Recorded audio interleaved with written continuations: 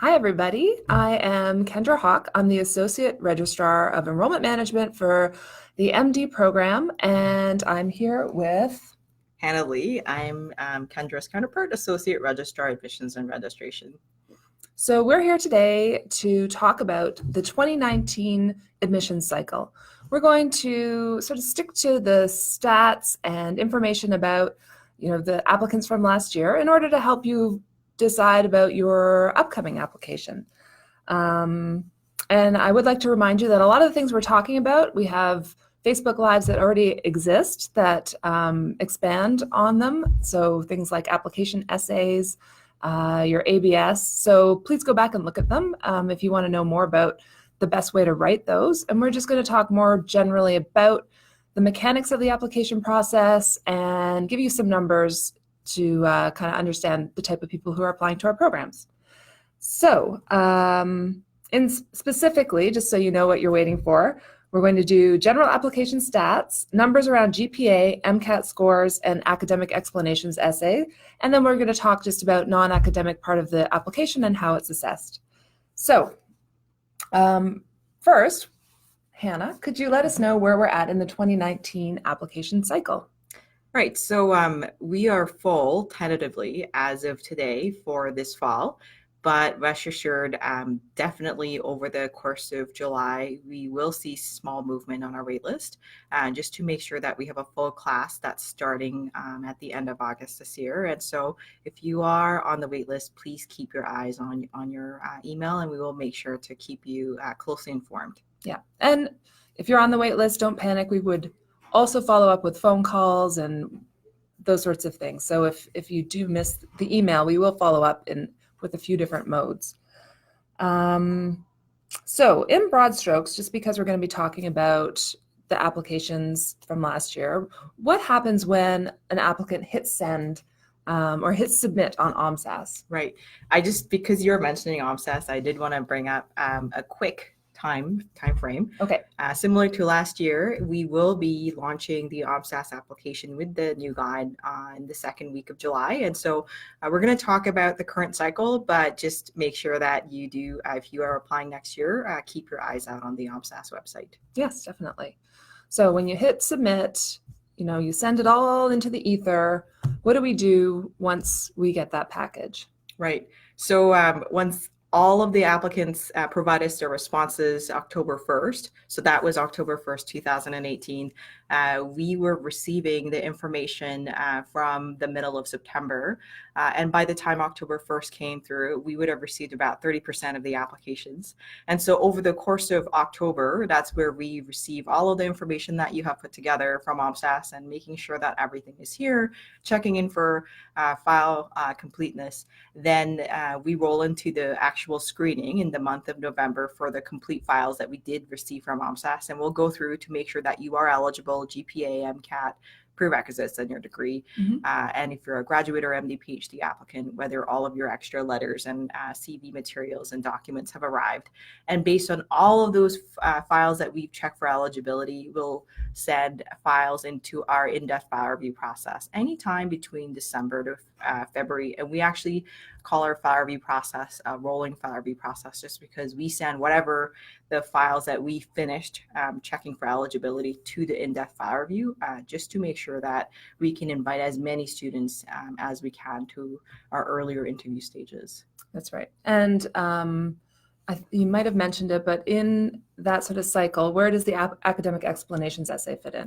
Yeah, so during the month of November, when we complete our eligibility review, this is also where we calculate your rated GPA and look at other consideration factors. We'll go through your applications, including the academic explanations essay, just to make sure that we review your explanation and apply special accommodation where it makes sense. Great. Thank you, Hannah.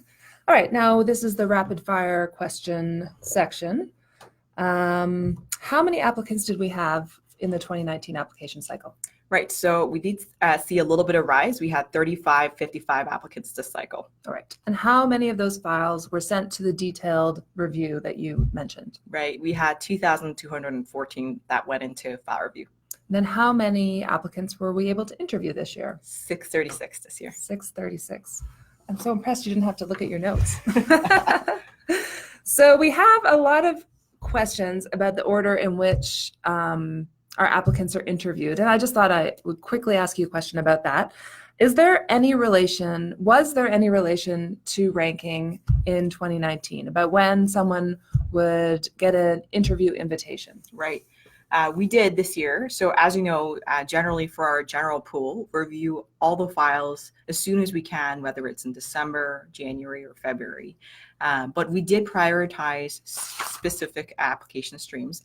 The MD, PhD, ISAP, and international stream candidates are only interviewed over a specific set of dates. Right. So that meant that anybody who were part of the MD, PhD, ISAP, and our international stream had to be file reviewed right away in December in order to make sure that they could be here for our February 2019 interview dates. Right. That makes sense. But otherwise, it's just when we get your reviews back, because they are real people that are reviewing these files. And I do have to, every year I have to apologize to graduate applicants if you're one, because we had to review your regular application materials, but we also had to assess your graduate productivity that were included as part of your CV, graduate letter, and graduate transcripts. And so you probably would not have heard from us until later in February or March. Right, which makes sense. So again, with regards to the 2019 application cycle, what was a competitive domestic GPA? Right. And so just to tell you, over 77% of our applicant pool actually get a weighting calculated into their raw GPA that we just get straight from OMSAS. But for the purpose of our video, because you don't know what your rated GPA would be, I'm going to give you the number in the raw GPA figures just that it's relatable for you. So for candidates to have to go to the file review, on average, their GPA had to be 3.86. And to go into the interview stream, their GPA had to be 3.91 on average this year. This doesn't mean that's the lowest. And in the next little bit, we are going to talk about ranges a little bit, but that was a ballpark average for this year. Great, thank you. And sorry, that wasn't just I asked domestic, but that is everybody's GPA. Yeah. And so what was the undergraduate GPA range? Right. And approximately. And this is where it will help you. So the raw range for undergraduate applicants this year were literally 3.6 to 4.0. But when we apply the weighting to the approximately 77% of the pool, that jumped the GPA range up to 3.63 to 4.0. That who are part of our review process this year. All right, so it is quite broad. And then for the graduate group, right? So this is where it helps definitely a little bit more. So the raw GPA range that we did see this year were between 3 to 4.0. But when we applied the weighting, then it jumped up to 3.17 to 4.0. And I just want to emphasize this again, similar to 2018, these figures and ranges don't include those who did ask for special accommodations, who were typically not part of 3.6 or 3.0 cutoff, because some candidates who are requesting for special accommodations, they have had extenuating circumstances where they may be very close to our cutoff line of 3.6 for undergrad and 3.0 for grad, but they may not have necessarily been at those numbers at the time of applying. Yeah. And I think it's also important to add that we are doing a different Facebook Live on Thursday at 2:30 as well to talk about the changes to the grads stream. To get in with a 3.17, is that common? Would you say that's a normal GPA? It's you'd have to be fairly competitive at your graduate productivity level, just because even though our range started at 3.17 on the weighted GPA scale, most of the candidates, I would say, have a fairly comfortable GPA around 3.4, 3.5 to get into file review and interview. Okay, and I think that's important to keep in mind. All right, so that's it about GPAs. As some of you may know, because of a prior announcement, we do have a change to the MCAT requirement for 2020. Could you tell us about it? Yeah, and so I know Lindsay and Kendra have made a brief announcement about our MCAT change. We are still going to be using the MCAT as a threshold requirement, where you are required to have 125 in each of the sections. But with the amount of the feedback that we have collected over the years, we will allow candidates to apply if they have 125 in 3 sections and 1 section at 124, and we will allow that one exception starting from this fall onwards.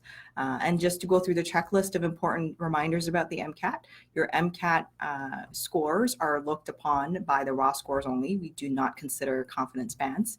Your MCAT scores are valid within 5 years of October 1st, 2019 application deadline. And finally, we don't look at the percentiles. We don't look at what your highest or your oldest MCAT. We only look at your most recent MCAT attempt. Yeah, so it's a bit of almost a trick question to include this in our talk about the stats for the application, because we don't have any stats to share for MCAT. It's a threshold. Everyone who entered our application process, passed into the file review and into I'm at a loss for words. Anyone who was part of our file review process would have met that threshold, and we don't have any stats about what their success was because we really didn't look at it. It's not a tool that we use. Okay, so this is just an approximate number, but I wanted to ask you, how many applications did we review that included academic explanation essays? Right. So in a typical cycle, anywhere between 1/3 to half of our applicant pool will submit an academic explanations essay to us. And this is because we've asked any applicants who've had term or a year where it was completely unusual trend out of their regular undergraduate performance due to an academically challenging year or some personal event that has occurred that were beyond their control, or sometimes because of the advice from the counseling team, they may have taken a lighter load to make sure that they were back on track and successful in their studies. And so we've asked you as applicants to actually give us any details that we need to know as part of our GPA evaluation to put together a brief academic explanations essay. And as you saw, over 1/3 of this year's pool did submit an academic explanations essay to us. Thank you. And this helped us to go back and adjust any GPA that were necessary for us to do so. Great, thanks, Hannah. And I think we were talking about including that question just so applicants understand that it is a tool that we have so that you'll use it. We want you to use it. And there's no wrong time to use it. So we encourage students to use the academic explanations essay when it's called for in their application. Right. And this question comes up often, and I'm sure some of you are wondering, the essays themselves are anonymized. So this is reviewed separately by our separate adjudication committee. And so if you're worried about any of your confidential details being shared, all of the information that are reviewed are anonymized. And so this is something that we adhere to every cycle. Exactly. All right. So I know we have a lot of viewers. You're welcome to put a little question in our chat if you want, and we'll answer them if we can. I mean, obviously we have all the answers, but we'll answer them if they're relevant to our discussion right now. We're going to go on to the non-academic component of the application, and I thought it would be helpful if you could just talk about how they're evaluated, so the mechanics of this section of our application. Right. So some of you may know we use a sampling methodology called multiple independent sampling. That means anytime we're reviewing a candidate's file or we're looking at candidates' interview performance, there's multiple raters completing the evaluations independently, so that anytime they're looking at your essay responses or your interview performance, there is no biases or groupthink that's involved in the process. We complete a competency-based training for all of our raters, and they have completed their file review, they have completed their interview evaluations on their own, and in the, interview setting, one-on-one with a candidate. And this is an essential commitment that we've made as part of the U of T's admissions process, because we wanted to ensure that not only were we including multiple perspectives, but there were a strong empirical evidence for the approaches that we're using. And so one of the things that you need to think about as an applicant is that if these multiple evaluators are looking at your file and your interview performance, you need to make sure that the responses that you provide as part of the application and as part of your interview performance are easily understood and clear to different types of individuals who are completing your rating. And so you're not only speaking to those who come from a medical education background or education background, but you're actually, your files are reviewed by a layperson, your files are reviewed by nonprofit organizers and community members from all walks of life. So it's really essential for you to think about how are you going to speak clearly about your experiences in your file review and interview that can be relatable to a variety of raters that we have. Thanks, Hannah. We have a couple of questions. I'll let you look at them because I'm not sure if you have all the stats. Right. And our next sort of question that we're going to ask related to what you're just speaking to is who are the raters? So if you're talking about remembering that there's raters behind this multiple, who are they? Right. So let's get to the rating part. And then I'll answer some of your questions starting from Aisha. And so we actually recruit our raters from a variety of medical education and Toronto GTA community settings, and that there's physicians, residents, allied health professionals, education experts, and other types of community members that we actively recruit. And we have made sure every cycle that there's multiple specialties represented, multiple types of professions represented, and various training levels represented. And this is important, especially because if you know about our ISAP and BSAP application streams, we have made a commitment to ensure that there are members of our Indigenous and Black communities that are part of our file review process and that are part of our interview process. And a question that has come up the most often this cycle from our candidates applying to our BSAP, ISAP, and other types of special stream pool is that our raters who are part of the BSAP applicant review pool, ISAP applicant review pool, they will lend their multiple and diverse expertise into a variety of review instances, and that they are not just looking at an ISAP candidate pool or a BSAP candidate pool or an MD-PhD candidate pool.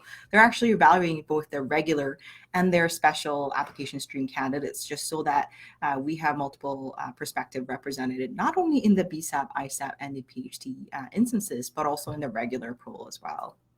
And our team, or Hannah's team, does an incredible job of recruiting these raters. How many raters did you have last year? Right. So every cycle, we get a lot of help from our community. We had just over 750 volunteers waiting for us. It's incredible. And then that's in addition to the people that our applicants meet on interview day, which are a lot of our student volunteers, and then more volunteers who are the people who are interviewing you. So it really is a huge amount of people that are committed to making this a fair and equitable process for you. So it is a complete community endeavor here. And so we can go over a couple of questions too now, just because we have some. Yeah, I'm done all my prepared questions actually, so this is perfect timing. So we'll start with Aisha's question. What are the chances of getting approved for application to get a rating if you don't automatically get it? And so if you're one of the candidates who had an extenuating circumstances where it bars you from taking a full course load in any point in your undergrad studies, by all means, submit an academic explanations essay. I actually always emphasize that if you have a fairly reasonable circumstance, the chances are you will get some weighting, if not the full accommodation.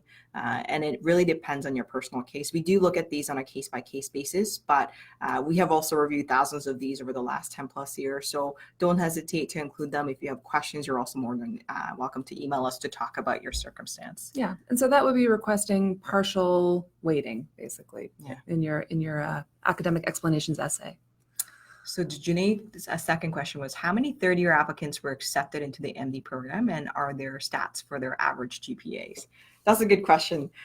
So we get two types of third-year applicants, Kendra. As you know, we get those who are in progress of completing a 4-year degree, but who have decided to enter a program without completing their degree. And we have those who are in a 3-year program or who convert to a 3-year program, who enter a program with a Bachelor of Science or Master's degree. Not every school offers those anymore, though.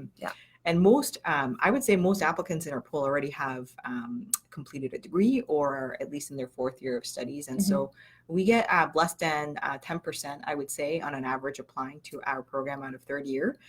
But every year we do get anywhere between 8 to 14%. The range is pretty wide in this case because it really depends on the applicant pool that we have. And this year, I think we're also within that range that we've seen over the last 5 years. Their average GPA does tend to be a little bit higher, you're right. But we're already at 3.91, as you heard from our MPI competitive average. Most of our candidates, if not all, have fairly competitive academics to begin with. Right. Thank you for that question. So the changes regarding the reference letters, we are going to dedicate an entire Facebook Live. We're just in the planning stages of it. Actually, it's not going to be on this platform. It's going to be a webcast so that we can use some slides to show you what we're talking about. That will happen the week of July 8th. And so we will post an event on Facebook for you, and we'll post it on our website that is coming up. So keep your eyes open for that. And of course, we'll tweet about it in our different social media channels. And we'll post it on our YouTube channel once it's recorded. So if you're curious about the changes to the references, that is your opportunity to learn everything about it.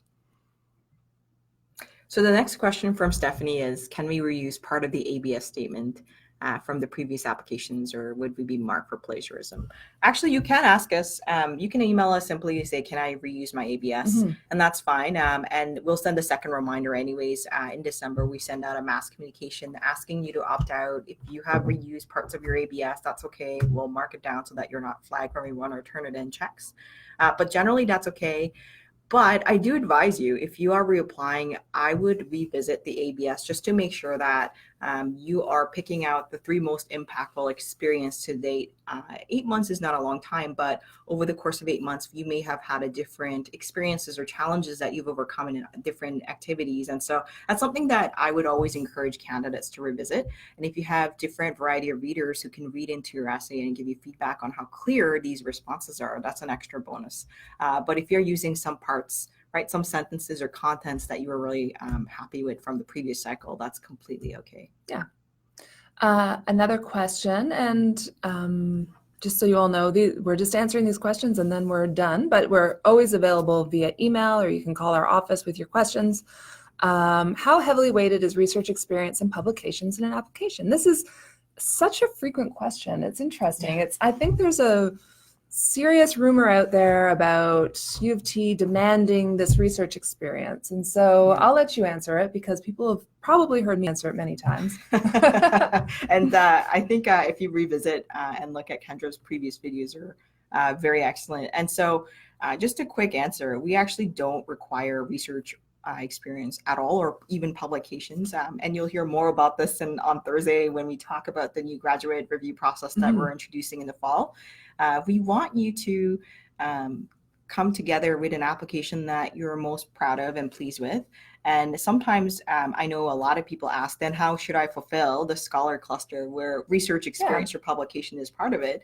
There's different ways that one can go about building those scholar cluster experiences. And sometimes it is part of research. Sometimes if you're in engineering, it could be through capstone design courses, or sometimes you could be part of an advocacy forum that talks about a very specific academic matter, or you could be part of different types of work that is unique to your discipline. Like if you're in journalism or if you're in law, you may be part of an online publishing team that's a little bit different from the traditional media. So there's a variety of ways to go about putting together your application. One thing that you need to think about is if you are completing an application and there's 3,500 plus other applicants that you are being evaluated against, how can you make your experiences stand out?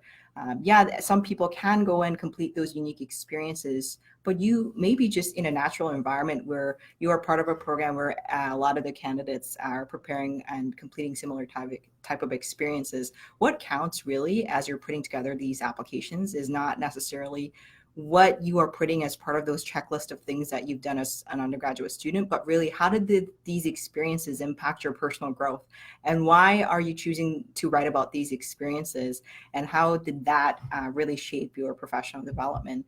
And that unique personal narrative that you're providing us is what really we are looking for, and we want the most authentic response from the applicant. And we can tell whether or not this is something that you are truly passionate or not, because we can see in the depth of responses or reflections that has gone in, or the different types of experience examples that you're able to bring up in your responses. And so I would actually spend a lot of time thinking about, what experiences and why these experiences and why at that specific time frame as you're putting together your response. Yeah, and I think when you are preparing for med school, if you join a pre-med club, you're going to meet a lot of people who do love research. But if you don't, by all means, don't pursue research, because it shows. Your authenticity and your passion about your topics show in your application. And we don't want you doing something, like Hannah said, just to knock it off the list of these things that you've been told or are guessing are important to the admissions reviewers. That being said, we both always say this too at the last of everything we say. The ABS lists that are chronological, these lists are shared across the province. So make sure as you're putting together both the chronological and the detailed lists that you check in with each of the medical schools that you are applying to, because some schools do look for specific types of experiences, and research might just be that. Yeah, and the other caveat, of course, is if you're interested in the MD PhD program, you really need to be crazy about research, and we do want to see your research productivity in that application process, but that is pretty logical. So let me see if there's any hidden questions here. Oh dear, there are. Got about 4 minutes. So we're at a question about impact factors. So I think if you are publishing in that way, maybe you're a grad student and you should watch our Facebook Live that's happening on Thursday. But if you're an undergrad applicant, no, we do not evaluate based on impact. Nope. And then we have an ABS question from grad students. So would we enter things one by one? Again, maybe we will. That's a great question that we'll chat about and answer on Thursday. And thank you for that, Fatima. Sorry, can I just, one thing? If you have a lot of things to enter in there, there's only 32 entries that you can make for the ABS. So you have to be really strategic about this as a graduate applicant. Yeah, and I think that is actually, you need to be strategic about it as any applicant. You want to, like you said, Hannah's answer prior to this question was fabulous, and just about, deciding what it is you are picking and why, and presenting yourself in the best way possible. I think this is a question for you, Hannah, about the GPA. Junaid asked, with the 3.91 GPA non-rated, that is a raw GPA that I have shared for those who have, on average, proceeded to the interview process. Yeah, third-year applicants don't have their GPA weighted, you're right.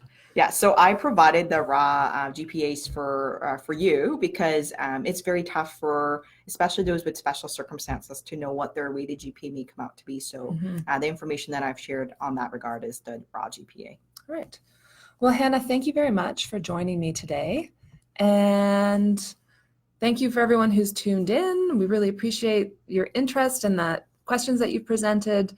Make sure you keep your eyes out for upcoming Facebook Lives over the summer. We're going to do one specifically on the academic explanations essay.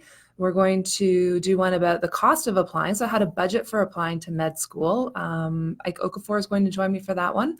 So we'll list the dates that those are coming up on. And if you have something that you would love to see us chat about, also feel free to leave a comment or send an email to medicine.admiss, ADMISS, @utoronto.ca, and we'll see if we can also address that in one of our Facebook Lives. Thanks a lot. Thank you.